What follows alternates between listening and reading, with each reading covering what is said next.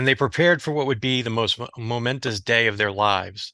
Those boys, and that's really what most of them were, sat in their marshalling areas, steeling themselves for what would forever be known as D-Day. They would soon be penetrating Hitler's vaunted fortress Europe. The invasion, to the short relief of many, had been postponed once already. The boys of the 506 Parachute Infantry Regiment sat in their tents. Some brooded over the prospects for survival. Some vowed revenge for brothers already lost.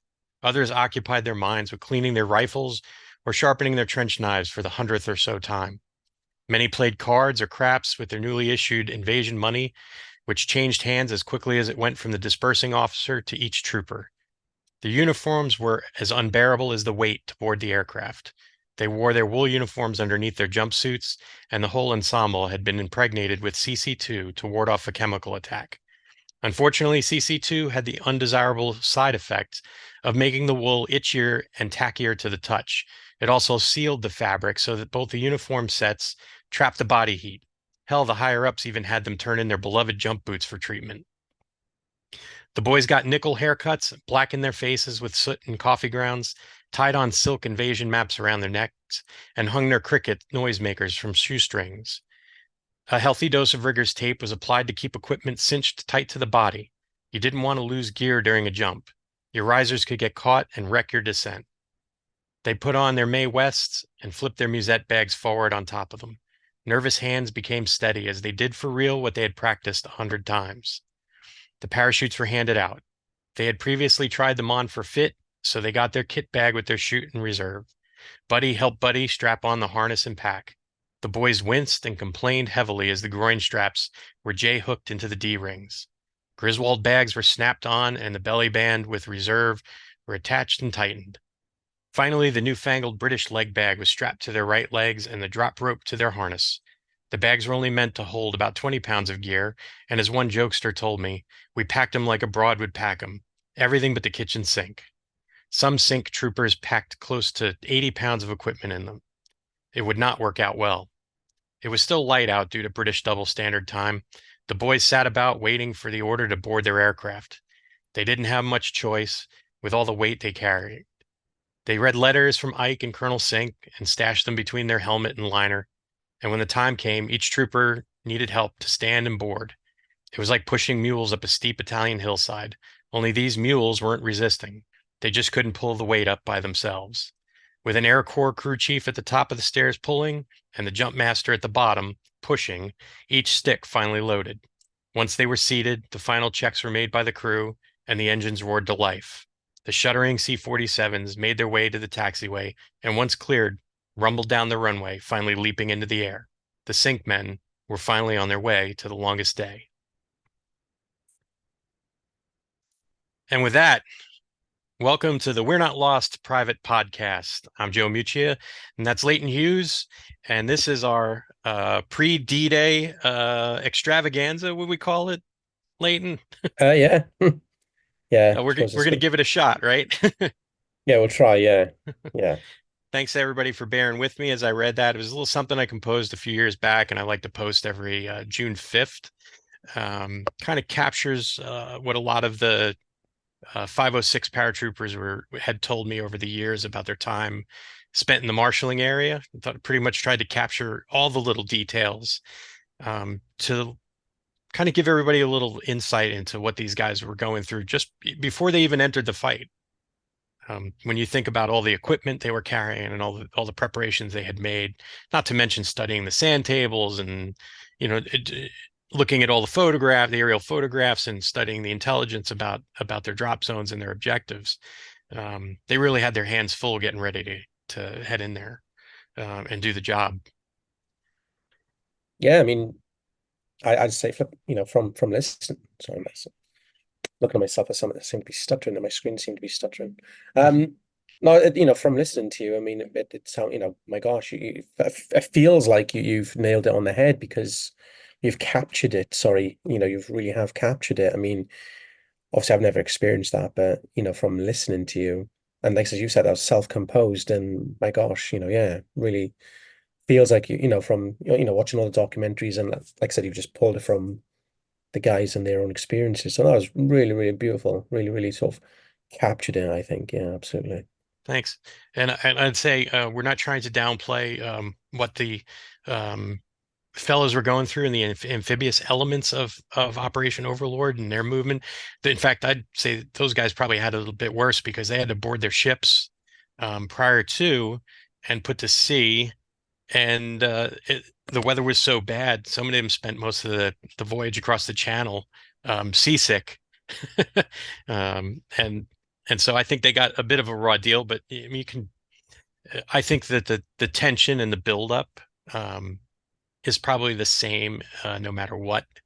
Um, and then you wait for that release. Like a lot of the guys that were on the ships that I had talked to said they couldn't wait to get off the boats just because they wanted to put their feet on firm ground, so they wouldn't be rocking and rolling and being seasick all the time, and the nausea would finally go away, only to be replaced by, in some cases, in quite a few cases, depending on where they landed on the beaches, stark terror Mm, coming right out of those landing craft, especially for those first waves that managed to land near where the draws are. Because we have a tendency to think about um, we have a tendency to look at it with a Saving Private Ryan kind of lens when we think about the landings. But the Germans did not have every stretch of the beach covered hmm with fire. Um, and there were dead spots in the landing areas where some boats just came in and everybody coming off the boat came in standing up and went right to the seawall or to the edge of the shingle and moved out and did their jobs. But I figured it'd be nice because a large contingent of our listeners and viewers are fans of Band of Brothers and the 506 and all those guys to lead in with that bit.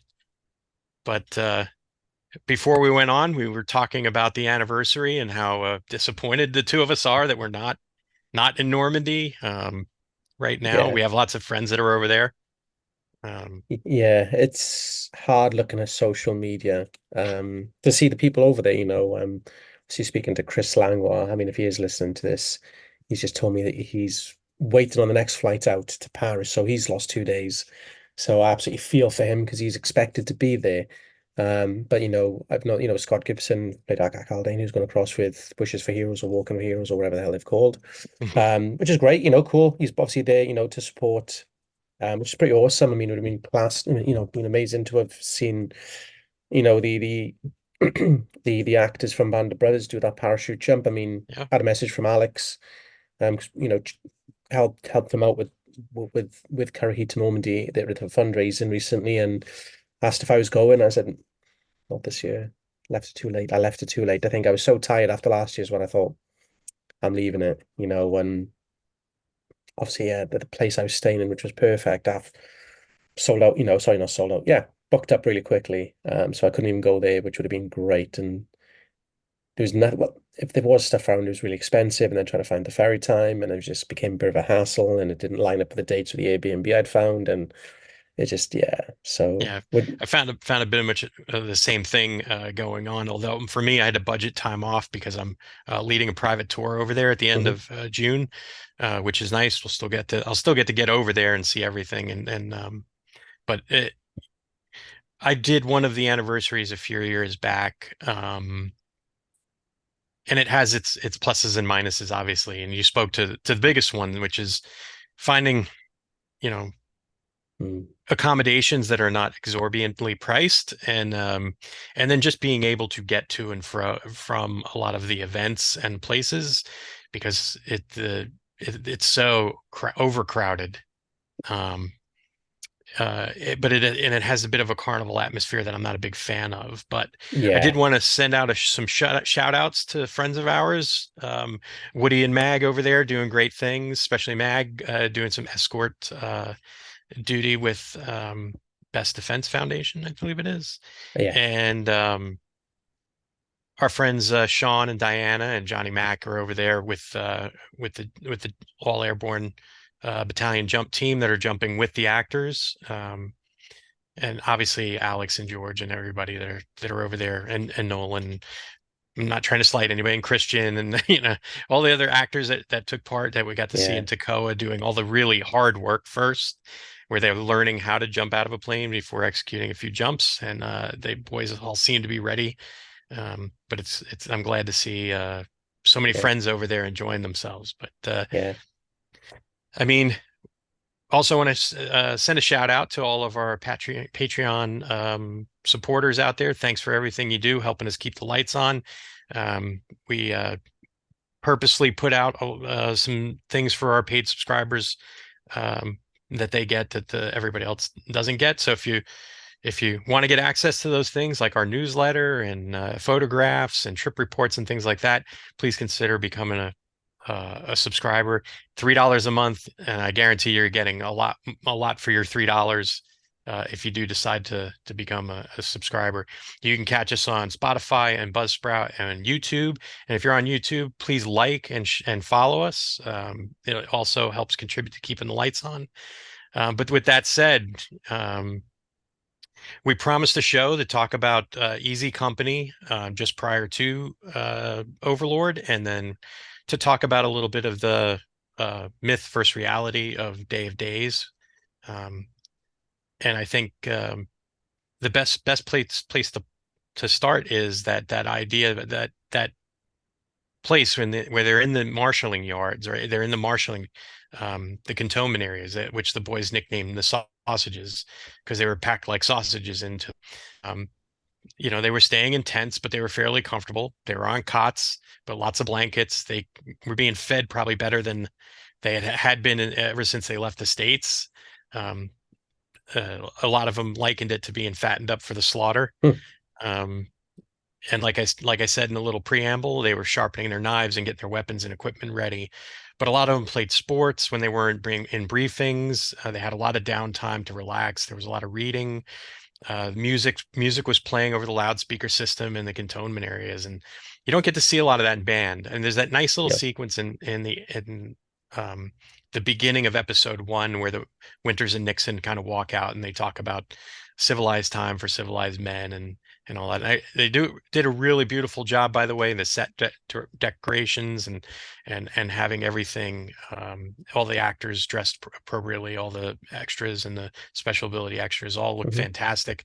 Thought did a great job, except for the face paint. It needed to be a little bit more complete. But other than that, when you have actors, you have to show their faces. You So have to show their it's faces, yeah, absolutely. It's right. sort of, yeah. I think that's even see Billy, but so what you're talking about there, the actors and the special ability extras, you know, although you see him in most of the show, you never see Alex Sabga amongst there or Christian, even though Alex is probably one of the most is frequent faces throughout, as one of the special abilities. You never see him in that sequence. But you do see Billy Budd, who is one of the military advisors amongst they helping with the kit, and actually do see quite a few people. So when they get in, yeah, we just said then, you see some, they're all kitted up and you see the military advisors and the costume guys helping them get kitted up, which is really interesting. It's utterly fascinating. And once you know that fact, it's really cool to see or know. Yeah, Yeah. and then just another fact about Billy. Billy's a Royal Marine veteran of the Falklands, Hmm. and I know over in the UK, you guys are doing your um, remembrances for the Falklands. I see quite a bit of it on social media, which is nice to see. Um, so just want to big shout out to Billy. He's a great Um, guy. He is a great yeah, guy. he is a great guy. And Alex, and you noticed this, I think, the other day, Alex actually portrayed two different characters in band. He played in one sequence, he was portraying Paul Rogers, and for the remainder of the series, it was Frankie Mellett. So good eye on you. I think you picked it up on his uniform. He had a different name tape in one spot. Yeah, he did. Yeah. So if if so, this is where I laugh. I mean, I like Alex. Alex is a great guy. So I mean, it's the special abilities. This where is you're an extra. They get put in various positions to cover, various people. You can't. And obviously, because he was a core special ability extra, I mean, that was his role. So yeah, I remember seeing it a while ago, and I was watching it again recently. And I was just like, Mallet, you're not Mallet, you're Rogers. So obviously, yeah, it's funny. I do chuckle every time I see it now. But like I said, there's nothing against Alex at all in that sense. It's just a funny thing. It's just a funny coincidence. I think he's in it still past episode 7 where he gets killed as well. Because I know I'm sure he went to Austria for the Yeah. filming of episode 9. So yeah, like I said, movie magic. He is, yeah. I think without having any lines, Alex had one of the best sequences or scenes in the miniseries. When they're walking in Holland and they pass Yes. the lady with the shaved head who'd been collaborating with the Yes. Germans, and he hands over a K ration, but the look on his face, I mean, Mm, he's saying his lines with his eyes, and I thought he yeah. did a fantastic job. And I've told Alex that before, so I'm not blowing any new sunshine up his rear. He No, did a great job. he's done a few things. So for people who want to see where he is, because I know I've had some questions saying, hey, where do I see Alex? Who is he? In Band of Brothers. So you see him with James Farmer at one point sitting on a wall, when Malarkey and Alton Moore, Doug Allen, and Scott Grimes are on the motorcycle. So with James Farmer, who was portraying, well, we like to think as Freeman at that time, Yep, because Brad he was Freeman. allocated as Freeman. But obviously he's on the troop ship when they're talking about, oh, it's hot in Africa. He's him and Christian Black actually are sort of in that sequence as well. So off to the side, so you do see them. You see Alex driving the Jeep. Is a Sinks Jeep. When he, when he, yeah, is it Sinks Jeep in episode 6 or 7? I think it's episode 6. Um, the Jeep that pulls up while they're in Bastogne on the Hmm. Bojack, and the Yeah, Jeep I don't pulls know if up. I didn't see if it was Alex or not. Yeah, Truthfully, that's Alex. That's yeah, Alex. yeah, nice. Yeah, he had some great screen time in there. Yeah. Him and James Farmer are I'd say the more prominent ones. Yeah, Because once you see James Farmer, you can't unsee him as well. Like yeah. Alex, he's just there. But yeah, again, back to bringing it back to the flight over, I thought was very well done. Mm, When you think about it, and a lot of the guys talked about there was a lot of nervousness in the aircraft, a lot of chain smoking. But then a lot of them also mentioned the air sickness pills. Quite a few of them told me, "Hey, I don't think those were really for air sickness. I think they were doping us up a little bit to relax us." Because quite oh, a few of okay. them fell asleep on the flight over. Hmm. And then you have funny sequences like Skinny Sisk asking if anybody wants to buy a watch, trying to break the tension. Some guys tried to sing songs. I remember reading through Burr Smith, his letters, and he recalled they were playing "Don't Sit Under the Apple Tree with Anyone But Me," and then guys yelling at no one in particular, "Stop with the friggin' love songs." Only they were using a little Mm, more colorful language. But the flight over, I thought was very well done. And in my recent research, and I've been reading through a lot of Normandy troop carrier pilot accounts, to get a better understanding of what they were going through, because they've been got the short end of the stick for quite some time in terms of the fast and loose assessments of their performance without actually talking to the pilots. In this case, the majority of them are gone now, but going back and reading their statements about what their standard operating procedures were, about how they were supposed to react in inclement weather, because they were radio silent, going through, um, coming over, because they didn't want the Germans to direction find their radio signals. So really, they only had a few things to go on, and that one of them was the lights on the hmm. aircrafts themselves. And not every aircraft had radar or the Rebecca Eureka combination, and the aircraft Rebecca and the ground the Eureka signaling device. Not every aircraft had that. Usually, it was the flight lead that had it, so everybody else had to queue on them. So I think they do a very good job of showing how the squadrons were keeping in touch with each other, but they also do a very good job of showing when they hit the cloud bank over the Cotentin. That's where everything starts to break up. When you are using visual flight reference to keep in formation and you lose that reference point, it makes it very difficult. Even if you use your instruments to maintain your heading, there's a bit of a vertigo effect that a lot of the pilots talked about as well, which causes a huge mash of where the formations are going. And I think they show that to great effect when they come out of the cloud bank, and they're immediately taking under fire, right? To get that first loud bang, Hmm. and the guys, um, the aircraft start reacting to it. Um, So I thought it was all really, really well done, and it mirrored to what a lot of the guys told me about their flights in. Although to a man, they stated that they thought the aircrafts were going too fast. Um, but when you read the troop carrier crewman explanation of why they had to do things like that, whether it's to gain altitude or they're Hmm. trying to drop altitude, um, most of the time it's trying to drop altitude to get to the normal drop altitude and to reduce the aircraft to normal jump speed. There was a lot of herky jerky to it. It was throwing the guys around in the back. And I'm sure they felt like they were in a bit of a blender back there. And again, they're all weighing, Pee Wee Martin told me he basically jumped with double his body weight. Um, and Pee Wee's not a large man by any stretch of the imagination, but you can imagine what it's like for him at maybe 125 pounds, 130 pounds at most for Pee Wee. I don't even think he was that. And you double Hmm. that up, it's Yeah, very hard to pick yourself up off the flight deck if you get rocked off your feet. Um, and there were quite a few instances of guys having to claw their way up to the door and jump out. And I think we see that a little bit in the flight sequence, the jump sequences. we got me thinking now.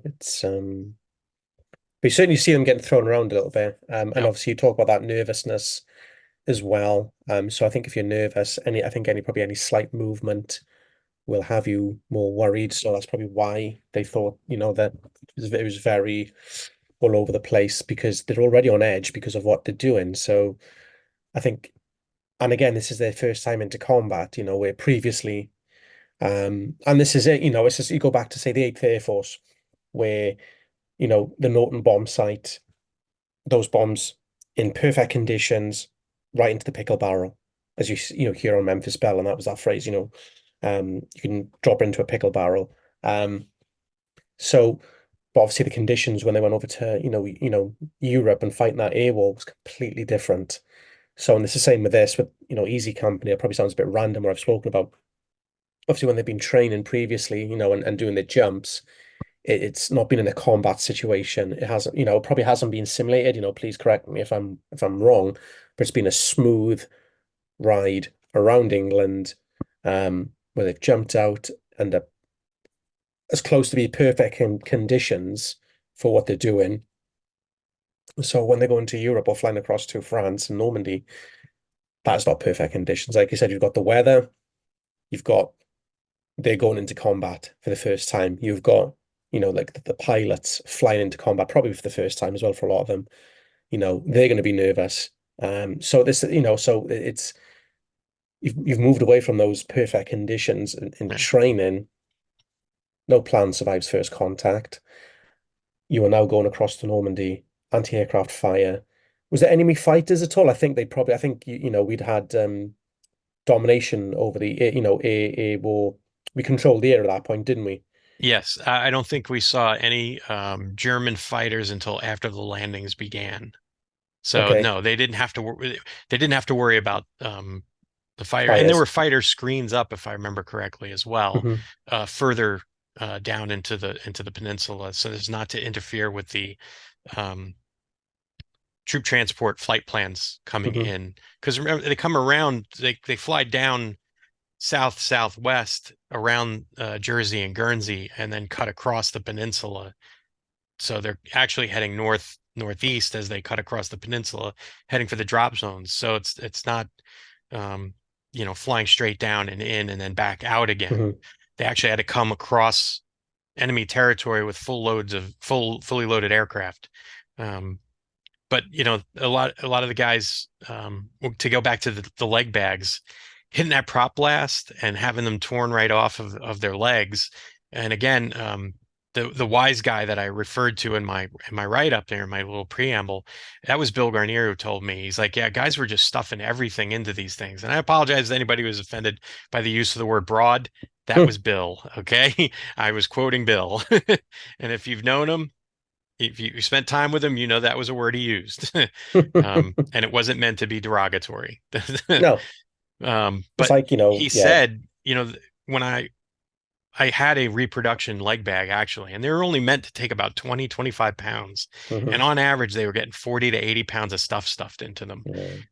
And the ropes that were attached them to your belt, to your harness, was very thin. It wasn't a very thick rope, so it didn't take much for it to for the prop blast and the velocity of the paratrooper coming out to provide resistance against it. It would get ripped right off their legs, and a lot of the guys told me about that. Um, One of the guys, it was Earl McClung, told me that he landed with his leg bag, only the prop blast had ripped the bottom out of it, so the bag was completely empty. But he still had it, so which he thought Yeah. was funny. And Joe Toy, when he came out of the aircraft, what Joe had done was instead of attach it to his belt, he had basically wrapped it around his wrist and bottom of his hand and held it a bite of rope in his hand. But when he came out of the aircraft, it actually unwound out of his hand and then tore down his wrist, ripping the skin up. So there's a neat little sequence in there that Kirk Acevedo knew about the wound from talking to Bill Garnier. And what he did was he had the set folks, he had the prop masters bandage his hand up. So if you look in the sequence when they're attacking Braycord, he gets blown up by one of the grenades and he's checking himself out. One of the sleeves of his jump jacket is open and you can actually see the bandage on his hand. Oh, So it's great attention to detail there. But a lot of the guys fantastic. suffered that. Like, and my favorite was probably was Buck Compton telling me, he goes, yeah, the leg bag was gone. And when I finally hit the ground, I don't think I was very much of a fierce opponent of the Wehrmacht because all I had was some chocolate bars in my pocket, my canteen, and my knife. So these guys are now they've got to make do though, but they're used to this kind of thing. They're used to being dropped behind enemy lines. They're used to gathering into small groups and then going off and accomplishing their missions. And this is exactly what they do. And I think they do a very nice job of portraying this in band. At one point, I had in researching for my 4 volume set of Easy Company books for the Normandy portion of it, the volume 2, actually just going back and assembling the assembly of the company and to the larger part of it to the battalion because the battalion there's so much mixing and matching of elements.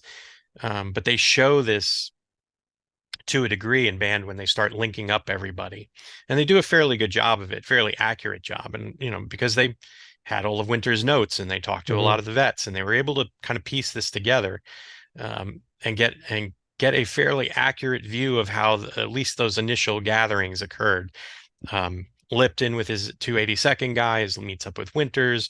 They meet up with Malarkey and Garnier and Toy, and that's accurate. That's an accurately done assembly of the company, at least that portion of the company. So I thought they did a great job of that, and especially showing how they have to find their way. Right? They break out Hmm. the map, Yep. raincoat, flashlight, look under it, find your way. And the reason they were able to do that, and it's not really stated, it's stated because Lipton delivers the line that he spotted a sign that said St. Mary Glees, which gives Winters Hmm. his reference point. But really what had happened was it was so dark out that when Lipton ran, he actually ran out of the town. He landed near the hotel, the mayor's office, the hotel, whatever it is now. I believe it's the mayor's office. And he ran up that road, which I believe is what the N13, if I remember correctly. He runs up that road and he actually almost runs into the town sign. And it was a stone sign that had the letters painted in relief. So he could run his hands across it to figure out Hmm. that each letter until he got St. Mary Glees. Then he crossed the road and came back down and then cut up an alley, and that's when he and Winters and the 82nd guys link up, and they sweep all the way around north of St. Mariglis, and that's how they end up on the far side of the town, which eventually leads them to the wagon ambush sequence that you see in the miniseries in episode 2. Unfortunately, they because of the way they had to light the scene, Hmm. it wasn't set up particularly accurately. They had it in an overpass near a railroad. None of those things are where that incident Hmm. took place. When you went to Normandy, did you get a chance to head up there where the intersection is? No, we didn't. No. Yeah. Um, yeah, it's pretty straightforward. It's a T intersection, and when what happened was the winner's column actually mixes in with Robert Cole, who ends up being awarded the Medal of Honor Hmm. for his fight outside of Carentan at the Cabbage Patch in Purple Heart Lane. Um, that's 3rd Battalion of the 502nd, everybody, by the way. They end up joining a column of 502nd men. And there are multiple small groups of easy company guys sprinkled throughout this column. Some of them, when they get to the T intersection, some of the column makes the turn, and then the wagons show up. And it's kind of a brief free for all. It's not so much like the St. Valentine's Day Massacre that's shown in the miniseries. It's much sharper, and there are prisoners that get taken. But again, I still think they did a nice job because you have to have that drama added Hmm. there. Absolutely. You know, right? The Garnier, the Wild Bill persona Yeah. starts to develop there, right? That happens a little bit later in the March, but it's a good place to put that trauma wise.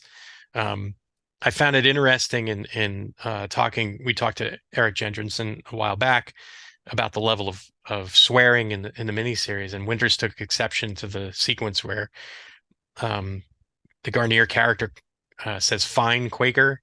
The Mm. original delivery of that line was not "fine Quaker," was a different F word in front of it.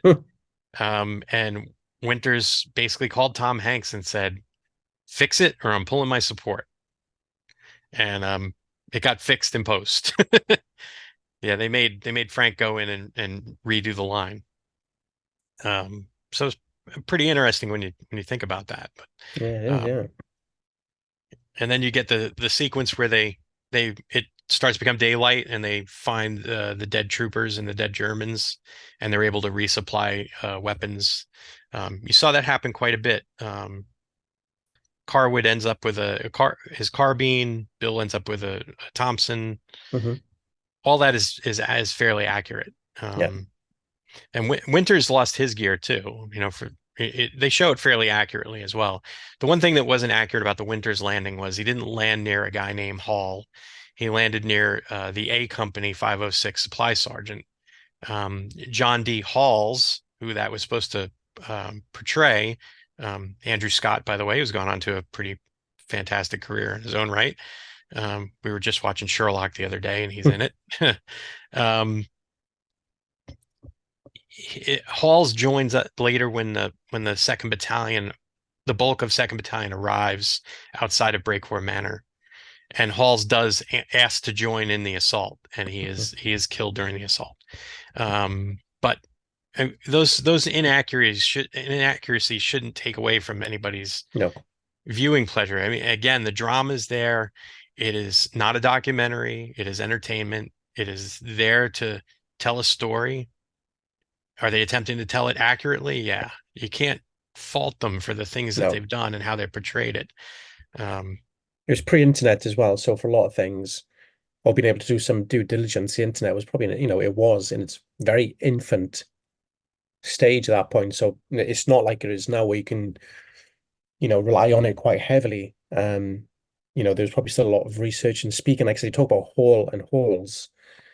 That was just probably a very minor error where someone, probably down to accents, local dialect, has described him and said the word Hall or Hall's done this. And it's sort of he didn't mean that S. It's just Hall.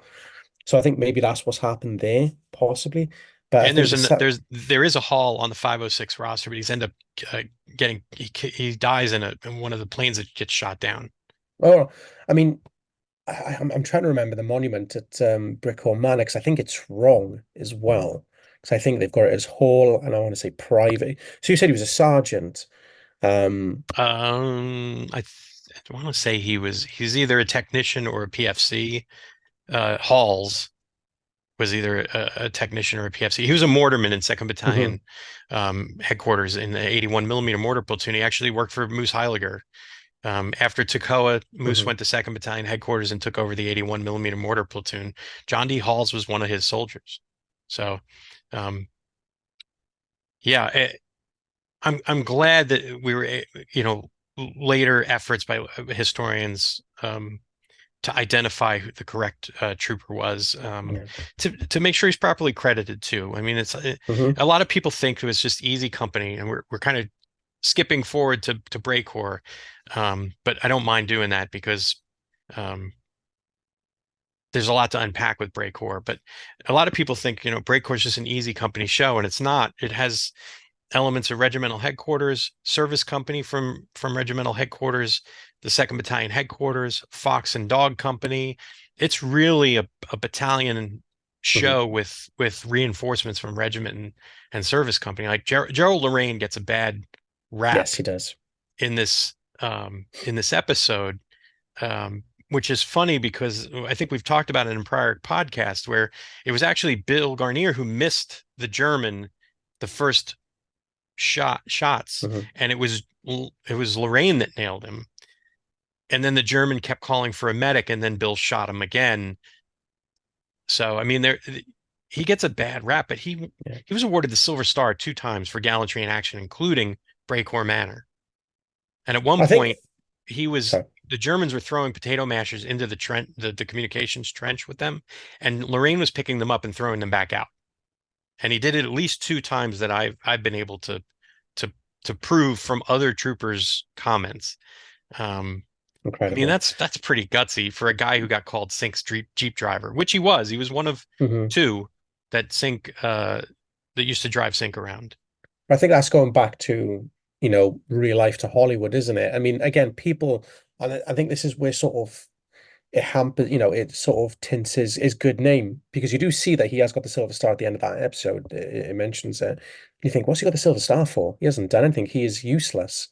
And I think a lot of people do not do the due diligence, like probably myself, when or without speaking to yourself or other historians, um, is they will believe that as gospel as well. So when it comes to descriptions about, talking about, history, you see it online, with when they talk about Sobel, and other characters, is, Dyke being another one, is it sort of gets lost, and by these people who are talking, and you see it. Oh, well, it said on Band of Brothers, so it's true because it showed it on Band of Brothers. Well, actually, it's wrong.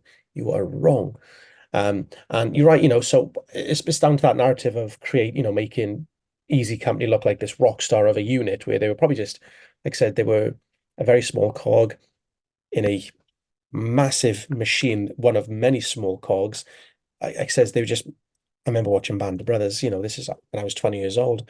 Um, when it first came out and thinking, oh my God, Easy Company won the war, you know, because that's how it's portrayed. It's, and it's not, like I says, once you sort of look into it a little bit deeper, they are not. And I think what I'm trying to say is, it's this that narrative of they're trying to show Wild Bill, sorry, as this incredible soldier, as an Easy Company, well drilled killing machine, a complete soldier, and then everyone else is not that. And I think that's it, they're trying to show Wild Bill as this Wild Bill.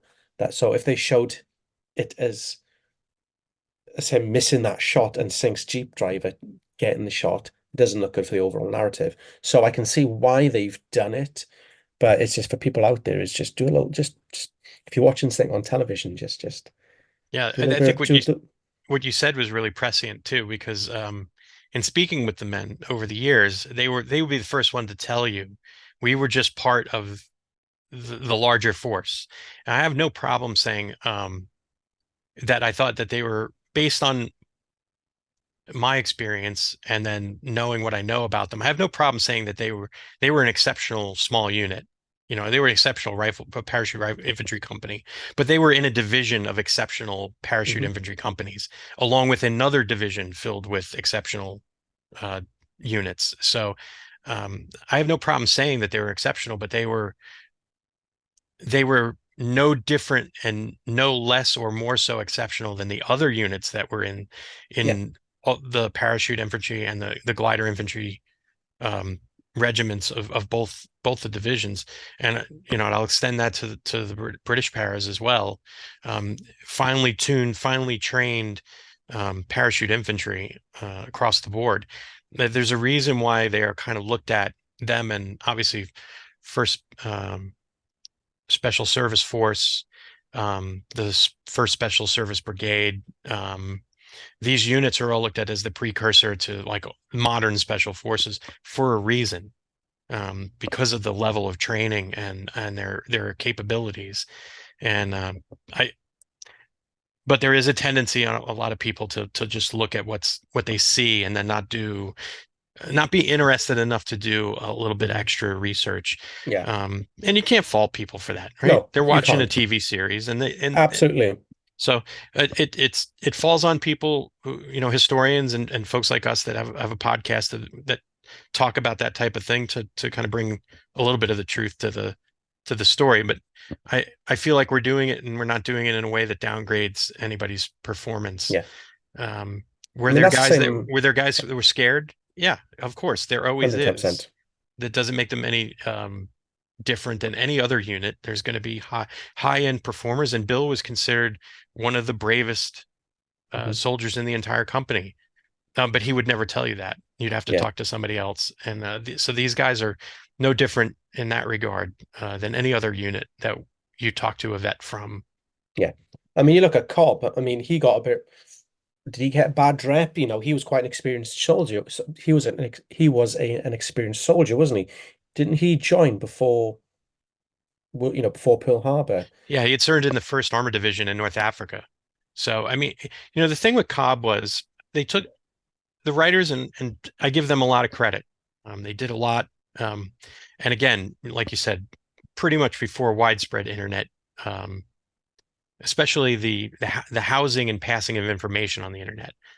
Now it's a repository, right? But back then, not as much.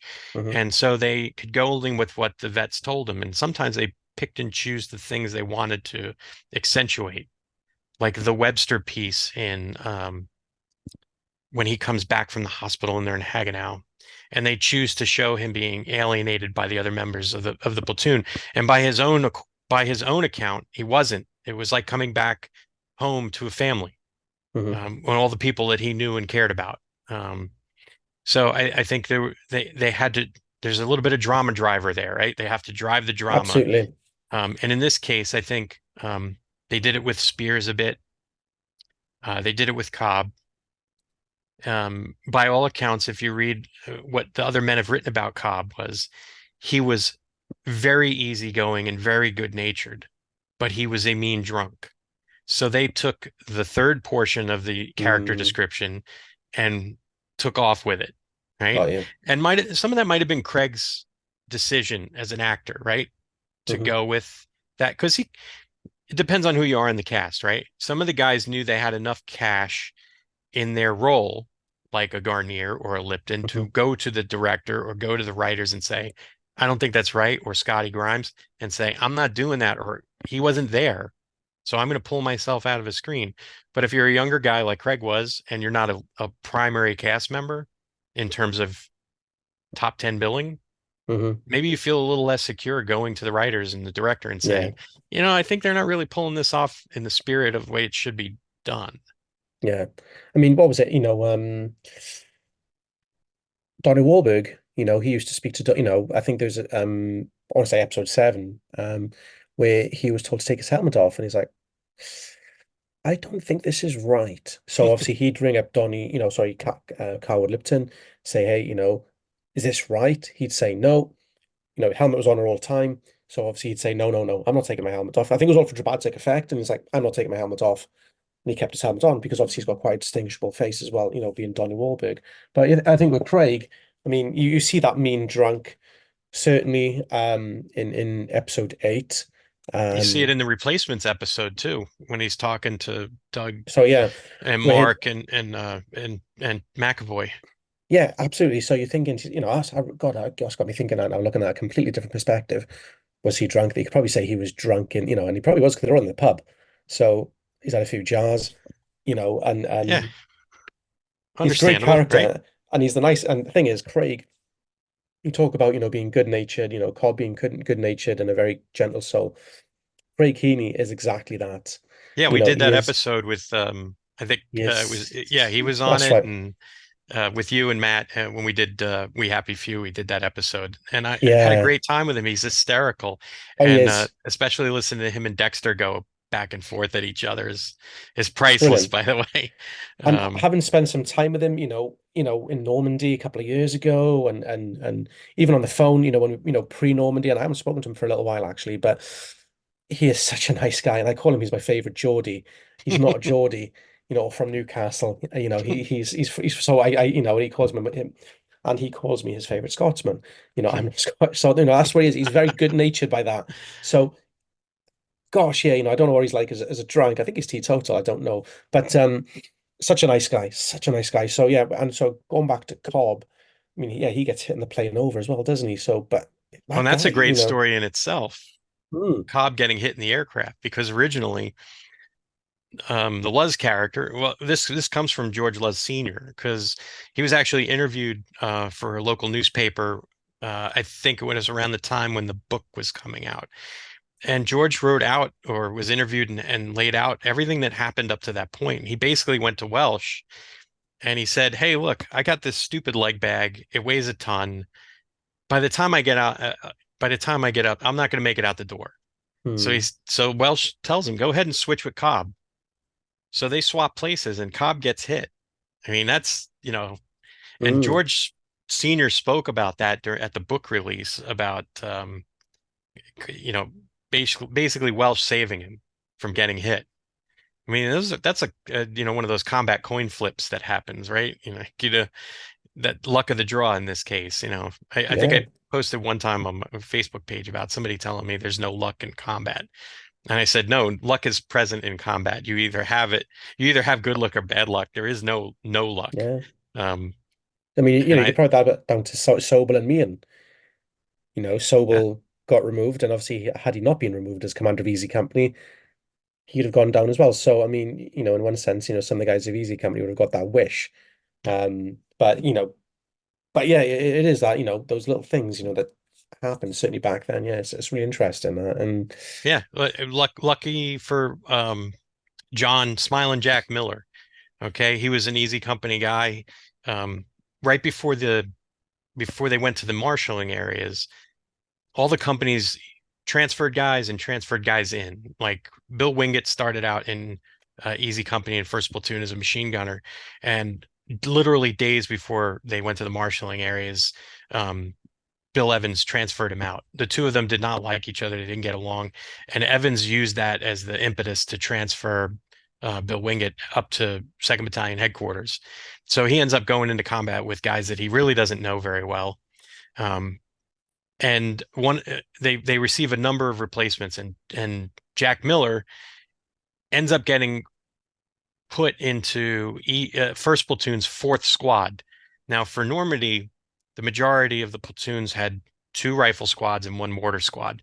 Well, they also had an overflow squad called the fourth squad, which was kind of like extra ammo bearers and stuff. These were guys that had got transferred into the company right before they went into the marshaling areas, and Jack was in the fourth squad of First Platoon. And as they're dividing up into sticks, he gets placed in stick 66 with the headquarters. Now, if Jack had been in one of the normal squads, he would have been in one of the other aircraft. But he ends up in the Meehan aircraft and ends up getting killed on D-Day when the aircraft gets shot down.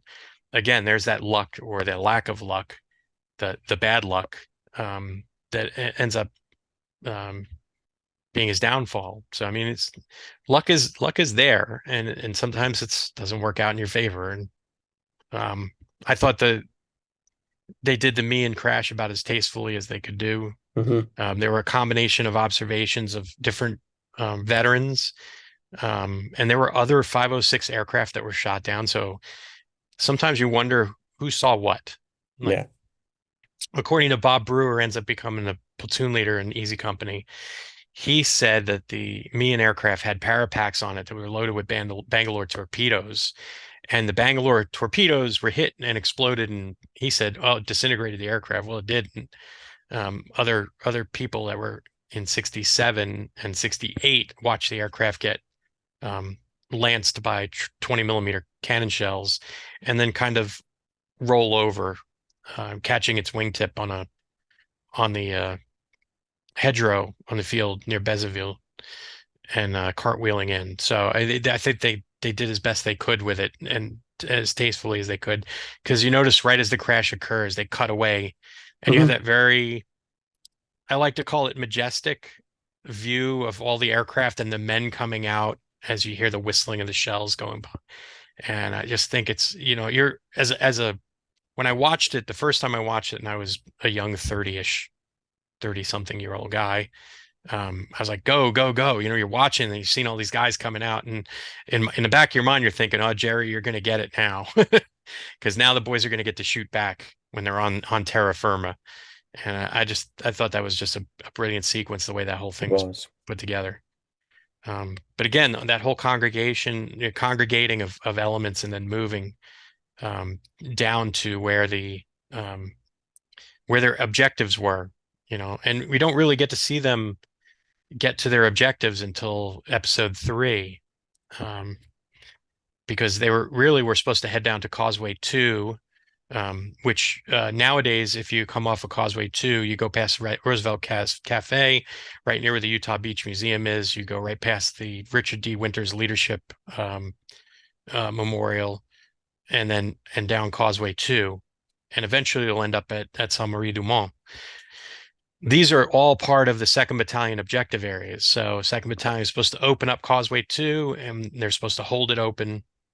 And then they're supposed to clear Saint-Marie-du-Mont and the fields nearby of any German forces. And Easy Company is part of that effort. But we don't really get to see it because, they go to, they do the Breakcore fight, which I thought was very well done. Hmm. Um, uh, Aesthetically, beautifully shot. Love the saturation on it. Um, in terms of the coloration, but the trenches are too deep.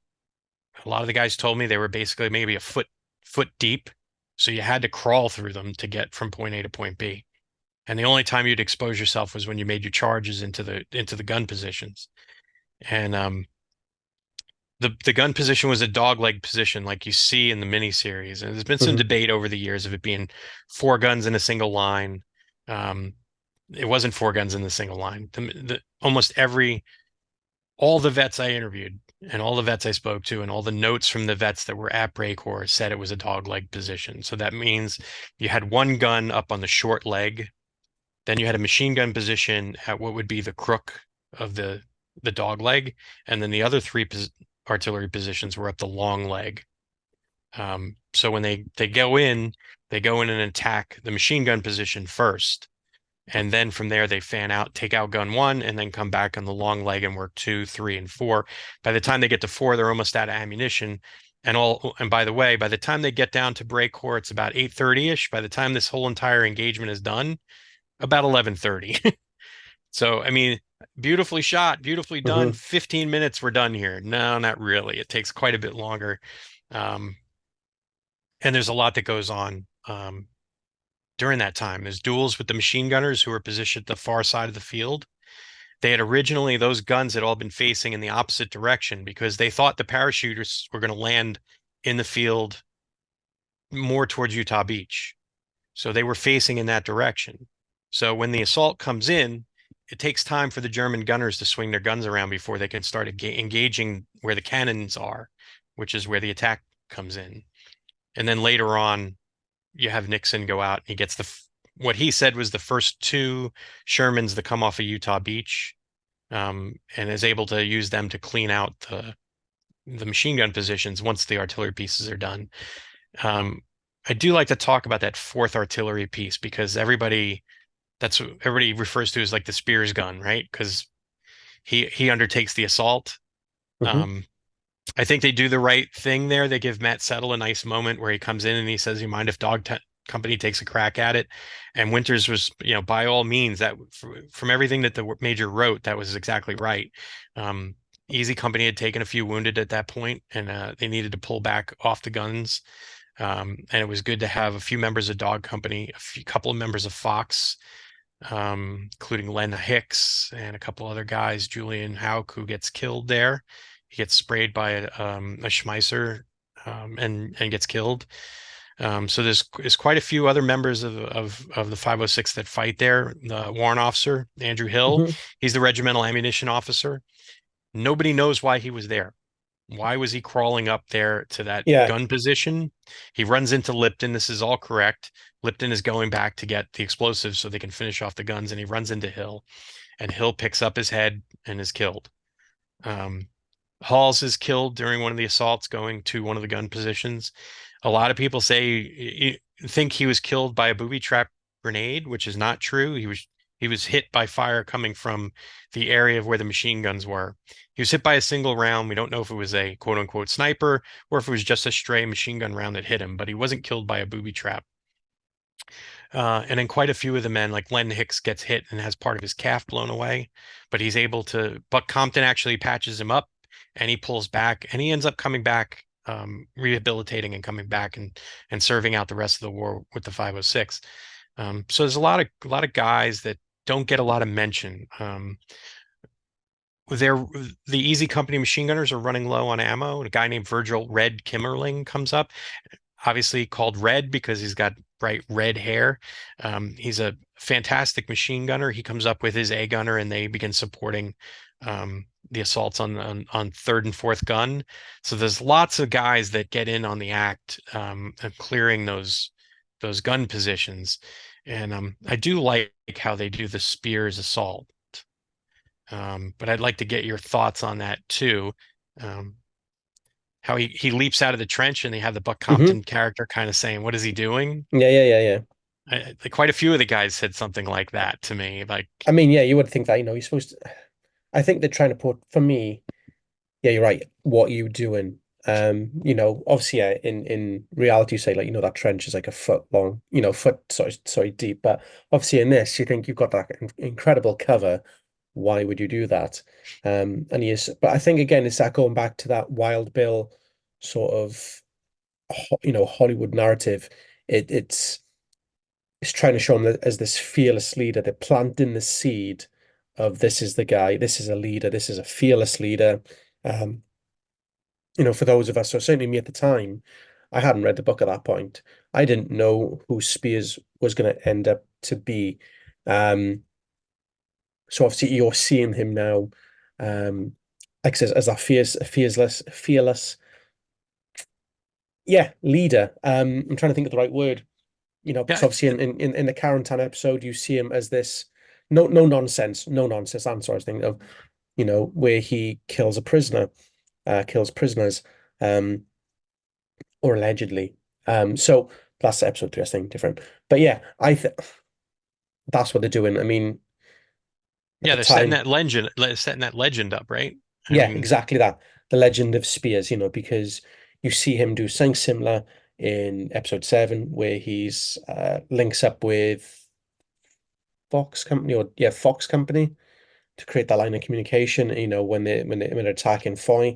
So again, it's that you've seen him do it once, so to see him do it again, well, that's him, that's Spears, that's the legend. He is this action guy, he is this, yeah.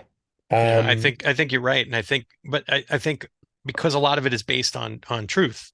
In his mhm. case, he did operate quite like that. I remember talking to a couple of the guys, and they were like, as Spears made his assault into that fourth gun position, the German gun crew was pouring out of that position, and they were throwing grenades back at him as they were going, and he literally stomped one of those ceramic egg concussion grenades the Germans had. He literally, his boot was lit on fire because he was stomping one of them into the dirt so it wouldn't go off. So I think a lot of what they used, a lot of what they did was based on the truth. Um, and I've got a lot of correspondence between Spears and Winters, and we've talked about it before on previous pods about him and the killing of prisoners, and he had no compunction about saying he did do that stuff. And I interviewed a trooper that was in his platoon that did witness it and took part in it, which ate at him for the rest of his life. But he wanted to make sure that people understood the why, Mm. because they had no way of taking care of prisoners. They had no MPs with them, and they were told. A lot of them were told no prisoners. and it doesn't it contributes to your ability to not take prisoners and be that kind of killing machine when you see your own buddies get shot up pretty badly. Some of them before they even hit the earth and they're hanging from trees and Yeah. riddled with bullets. It doesn't take a lot to push people over the edge. Um, and I think he operated in that headspace of just like the character says, right? You can't worry about it. You're just a dead man Hmm. who temporarily kind of has control of your body. And it'll freeze you up to act the way you should act, or in this case, need to act. I wouldn't say should, but need to Hmm. act. Yeah. I mean, you think of, about that, to Colonel Wolverton, who got caught in a tree, they used, the Germans were passing by and they'd shoot him. They'd shoot the body. Yeah. So if you have seen that and you're getting told no prisoners, you're going to think, damn right, there's no Yeah. prisoners. So Don that, Burgett told me that he stumbled into a barn and there was a couple of paratroopers that had their calves and feet hacked off so that the Germans could get their jump boots without having to sit there and untie them and worry about it. Um, when when you see that kind of thing, I guess it turns you it allows you to become that type of soldier, mhm, right? More yeah, robotic, more atomic, more yeah, more automated in terms of how you respond to things instead of yeah. operating with a code of decency. Yeah, Um, and that goes down to the Marines as well in the Pacific Theatre of yeah, War. With what I obviously want to say it now because it is very gruesome, but you do certainly see it in the Pacific, and you certainly see it, I'm sure you see it in Thin Red Line as well. So to get you into that mindset, so you're thinking, you're a human, but then you see what the enemy is capable of, and you're thinking, no prisoners. good for them. Good. The goose. What's good for the goose is good for the gander in this case, right? Mm, You can do that. Um, what they don't show with Breakcore is the back end of the fight, right? Because there's still Germans around the manor house, not in it. Um, Charles's grandfather wouldn't, or great grandfather wouldn't allow, or grandfather wouldn't allow the Germans to occupy the manor house at Breakcore, which because he was a World War I veteran, a very well respected one, and he had already lost two sons in the fighting in 1940, and he had had enough of his family being used or being killed. Um, and he basically told the Germans, you can't put your people in here. They had a couple of wounded Germans in there, but nobody fighting from the manor grounds. But they were taking fire from that area, and Don Malarkey ends up, along with Brad Freeman, if I remember correctly, firing the mortar, 60 mortar at the manor ground area. And there's still, for those of you who've been over to Breakcore Manor, you've seen the gouges in the stonework um, on the corner of the house and the windowsill over near the opening to where the field is, where the guns were. And it's pretty amazing to just go there and see that. Because before I had even been there, I had sat down with Don and Don had told me all about the engagement and Brad did as well. And then to go there and then see it, you know, he just said, oh, we shelled that whole area. And I know I hit that house a couple of times. And then you go there and you see it and you're like, well, this is pretty amazing that he's able mm, to, his recall of that incident and then going there and seeing it. And then later on, one of Charles's family members was shot by a paratrooper. mhm, Um, he came out with a group of Germans. He thought it was time to come out of the house because the Americans were calling them out. And he came out with a group of Germans, and that paratrooper shot all the Germans, and then accidentally shot. I think it was Charles's uncle, or yeah, his uncle. Um, but he's eventually evacuated to the UK. He's treated, and he returns to France later on, and he opened up the Utah Beach Museum. He became the mayor of Saint Marie du Mont, much like Charles has later on. mhm, And this is pretty amazing history in that area beyond just what happened mhm. on D-Day. Oh, Uh, absolutely. And I think, I've been to Brickhall Manor a few times now, and I like to go beyond Brickhall Manor and go to Marmion Farm, which I think obviously people know about it, but I don't think enough people know about it. My friend was there recently, literally 2 days ago, 2, 3 days on a bike trip, and he sent me a picture. He's at the memorial, and I'm like, keep on going down that road. You need to go a little bit further, look for Marmion Farm, because that's a beautiful place, and obviously, very, Spears was there.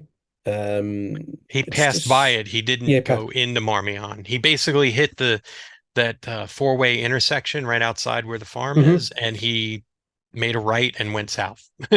because obviously, yeah, outside the farm, the crossroads, Yep, they put mines under cow manure there. I can't remember the name. Don Burgett. Wood, don't forget. Okay, I think it might have been Reg told me that story, and I Yeah, think we Woody might have actually said it. when I was there in 2012 with my wife and Scotty Gordon and Woody. Don was there with his daughter Renee, and we actually parked right there. And Don walked us through the whole engagement, showed us the culvert where he had hit out with a guy named Yusto Korea from A Company as well. He's in that famous picture of Flanagan holding the flag. If you look at the guy on the left hand side that has a hole in his helmet and black eyes, that's Yusto.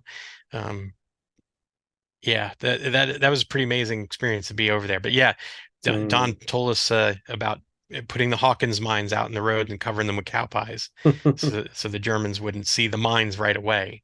And didn't a local come along, and thankfully, I think it's just right, but using a horse and cart, and I think they it rode over it. They didn't hit any of the Yeah, they just missed mines, everything. It was kind of everything, yeah, so yeah, that could have been horrible. But yeah, certainly yeah, going to Marmion Farm I think it's a must visit for anyone.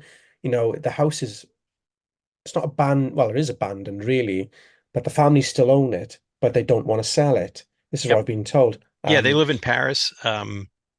Spoke with them several years back, and they're like, "Yep, you can come and visit. Just make sure when you're done, you tidy up everything, and then you close up the gate." And it's they're very nice, and they allow people to go there. And for Easy Company fans of Easy Company and Band of Brothers, Hmm, that's a touchstone area. You had elements of Third Platoon, Walter Gordon, Forrest Guth, John Lee Crossgrove. Eubanks, Yeah. um, Talbert, Ed There's Tipper, all fought up there in the opening hours of D-Day.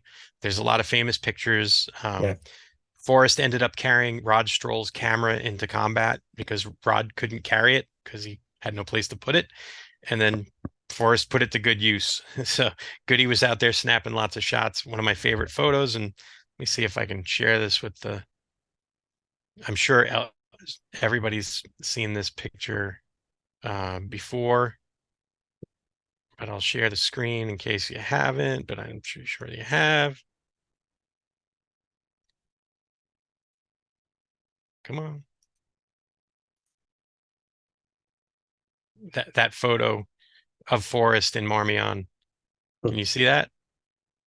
And I've had my photo in front of that, So again, knowing this photo and being there, and it still looks exactly the same, doesn't it? Yeah, it It's surely does. it's incredible. I go there every time. I've been there twice on one trip because I wanted to see it. No, it's incredible to visit. And it's such a beautiful house as well. And apparently there's a couple of stories associated with the house and a Yeah, German officer killing themselves. that's Is that correct. Yeah. um And usually when I take my tour groups up there and we go through the whole background to it. And I was supposed to go on a Woody show and do a show about the Ravonneville and Marmion fights on D-Day morning. It's not quite ready for prime time, but maybe one of these days we'll break it loose on our on on mhm, on the We're Not Lost Private podcast here for all of our listeners and viewers. But yeah, I think it's a great shot. I mean, you get mhm. a good look at, and he's goofing around. He has a German helmet on his head. But you gotta love Forrest had a great sense of humor too. So easy to see why um, these pictures are so popular because you get to see a little bit of the personality of the guys showing through as well. Here's another one. John Lee Eubanks on the left and Walter Gordon on the right. And you can see there's lots of little details if you look for him with Mm. Walter. He is actually carrying a K98 German rifle, has his wrist compass down on his ankle where his jump knife is. Lots of interesting stuff. And Walter has Mm. his jump wings on his uniform as well. So lots of interesting details. I actually got to take a picture with Scotty Gordon standing in that same place. Um, I got to play John Lee Eubanks for that. So, but yeah, it's a great place to go because, like you said, it hasn't changed very No. much, And not and many people go there. I mean, you do get a small hand, you might get tour groups who go there, you might, but you don't necessarily get uh a lot of, I don't think you get a lot of traffic. I mean, I'd be interested. Oh, that's a great shot that is, isn't it? I know yeah, exactly where that is just looking at that. yeah, you can see Um, the gate to the farm right there on the yeah. left. I mean, there's a tour group out there, I want to say Wishes for Heroes, and I'd be interested to know if they went to this location, considering they run a Band of Brothers tour, not, slighting down or anything, but because I don't know, I don't, you don't see any pictures of this because I think this is a key easy company, a key 101st 506 easy company location to go to. So you'd like to think that I won't say reputable, but any good, I'm not, I don't mean in a bad way, and I do Yeah, we're not not mean in a knocking bad way. anybody. No, Every but I company think, has their own rhythm when they get out there and their own yes, schedule and sites that they because like to go to. this is a must visit location, I absolute agree. must. Like when I take my tour groups over there, we kind of start in St. Mary Glees because it's just a great touch point to start with, and then we work our way out through where the Winters landing site is, where he landed, where Pat Christensen landed, where Bull Randleman landed, and then and where Lipton landed, and then we kind of swing around the town and head up to where the wagon ambush was. We hit first we hit Marmion. It kind of sets the stage. You got that. Yeah, absolutely. All right, we gather up and then we start moving out. And then it's a logical, even though the two different groups of Easy Company troopers fought at Marmion and then fought at the wagon ambush, but um, it's a natural flow of site visits that eventually takes you down to Breakor. Mm, And then as you continue down towards Carentan. So yeah. I like to start everything in that order. Like you said, it's a key location, although it doesn't look like much. It's a cute little town. They got a nice little restaurant there that we like to do lunch in. Um, but I know all about. and Yeah. there's so many different units that were involved in the fighting there. It's not just Easy Company. You have C Company of the 502nd, you have Fox Company of the 502nd, you have A, C, E, and D Company of the 506th, all involved in the fighting there. Elements of the 377th Parachute Field Artillery Battalion, and then some 82nd elements, the 508, that end up in town as well. So, I mean, it's this great little town that has so much history, D-Day history, um, that you could spend a good half a day there Mm, if you wanted to, if you really wanted to deep dive everything that happened in that area. And a big shout out to my friend Judy. Judy's dad, Bob Cahoon, landed in Rivanaville and fought there as well. She and I have been commiserating over the last couple of days about research, and it's very tough to put things together because, as I posted on my Facebook page and my Instagram account, a lot of times I'd ask the guys where they landed, and they were like, "How the f should I know?" It was dark. We were lost. We did not land where we were supposed to land. And then when we finally found our way, that's when you find a landmark, and then you kind of know where you're going. But sometimes they had to stumble around quite a bit to find that mm, landmark before they knew where they were at. But yeah, this is a great picture. And like you said, Marmion to me is a key location for the Easy Company story. It might not be so much for um, the rest of the D-Day story in terms of the broader picture. Although by holding that area, they helped seal off the beaches and allow the 4th Infantry Division to land and come off the beaches mhm. safely. So, I mean, it does have its bigger part of the pie in terms of what it does in terms of the fight and how it fits into the overall big picture. But it's really, as my friends would tell me who are jumpers, it's little groups of pissed off paratroopers out there doing what they're supposed to be doing, which is Exactly that. keeping the Germans off balance and keeping the Germans from knocking the landings back into the sea. And in that regard, these guys did exactly what they were supposed to do. So I yeah, completely agree. And I can't wait to get back over there Mm, at the end of the me month. too. Me But too. I mean, we've been going for an hour and a half, and I know it's a little bit late over where you're at. So I think we want to start tidying things up Yeah, no, a sounds good. bit. Yeah. Yeah, All yeah, yeah. right, for Leighton, right? Curry signings, and it's not just Band of Brothers actors now, right? You're branching out. Yeah. Massively. So I had the absolute pleasure of Jimmy Maggio a couple of weeks ago. I'm seeing him again in a couple of weeks. Because I'll be honest, I'm normally quite good. I'm normally well prepared when I go to see him. I'd literally come out of the gym. I had the set time and I was going to go and see him. And I didn't mind, and I came out of the gym and I get a phone call from him saying, "Hey, I've got some free time now. Can you come and see me now? It might be a little bit easier." And I was like, "Oh my God." So When are you supposed to meet up with him? a few weeks. Okay. I won't give So the actual date online because okay, it'd be quite when quite easy to work out when I'd see him. Oh, sorry, where. sure. No, no, no. I just want to make sure because this is going to drop on the 5th, the day before D-Day, and I want to Oh, make this is going to be sure. well after. It's going to be well after that. Good, good. So if folks want to get something autographed by Jimmy, definitely If, hit up if Leighton. He if can they work it wanted to, out. yeah. I And mean, it's right, not ad. That's right. Yeah, it's not advertised. But certainly, if if they wanted to send something in, I want to start something, I can take it down with me. Like I says, I've got to get stuff signed, because I forgot to take it with me because I needed this. When like I says, I was got a phone call. Hey, I'm ready now. So I panicked. Oh God, I've got to get my stuff ready now. When I was like I says, I put stuff to the side. I needed to find a tube for to, obviously keep safe. And when I obviously got things ready in the car, I completely forgot all about them. So obviously I remember getting home and then going, oh my God, I've forgotten these. So I obviously messaged him. I was going to post them out to him. So I was waiting on a bespoke tube to turn up because I'd ordered one. And then he was on tour as well. So he told me to message him when he came back. And so when he got back, I said, hey, um, can I just delay it a week or two? Can I just delay it a week or two in sending it out because I'm seeing Bart Rispoli, sorry, who plays Ed Tipper, to a point. Then he goes, "Do you know what? Come and I'm back on this date. Come and see me then." And same place, etc. And I thought, brilliant, perfect, because it's an hour away it's just over an hour away from where I live. I can work there for the most part. I can travel down on my lunch break as well, because he'll be wherever, coming from sort of Wiltshire area of that sort, that sort of easy company area. So, and I can just get it done. Um, and yeah, I think I can say this on air, but I'm helping him move some of his scripts as well because he's got no use for them. He's obviously keeping some of the more sentimental ones, but the ones that he's got, which are gathering dust, I'm helping him move them. So obviously I've helped out a few people with that, including myself, So I was able to get the unicorn, or probably one of the hard to get was episode 7.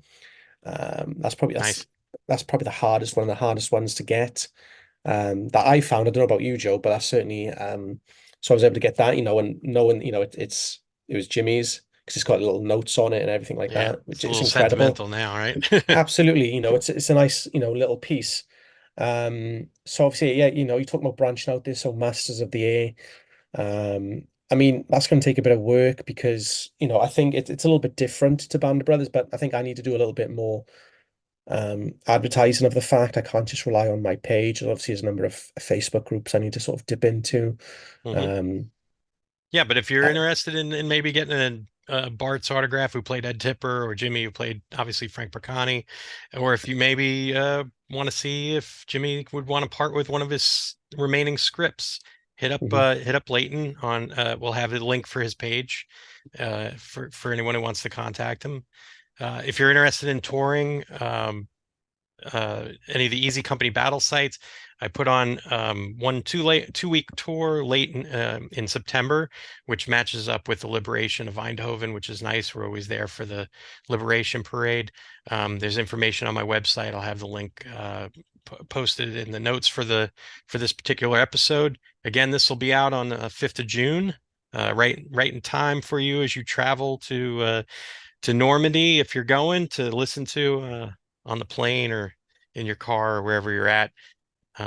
Again, thanks to all of our Thank you. Patreon subscribers. Again, if you're interested in supporting the pod, it's $3 a month. You get a lot of extras that appear on our Patreon page. Again, you can find us on Spotify and Buzzsprout and YouTube. And if you're watching us on YouTube, please like and follow. And Anything else before we wrap this bad boy up? No, and anything from yourself at all, or anything else from you? No, no, man, I'm tired. It's been a long week. Yeah, it has. Yeah, it has been a very long But week for but me I've as been well. looking forward to this thing, this episode in particular. And thanks for letting That's me great. read the preamble there. I No, hope it was great. That's everybody enjoyed it. fantastic. Yeah. Very nice. It feels like a poem. It was very nice. It was really. Thanks, pal. That was very good. It was very good. Very, very, very good. All right. Thanks everybody for stopping by. We'll see you in the next one. Cheers. Thank you.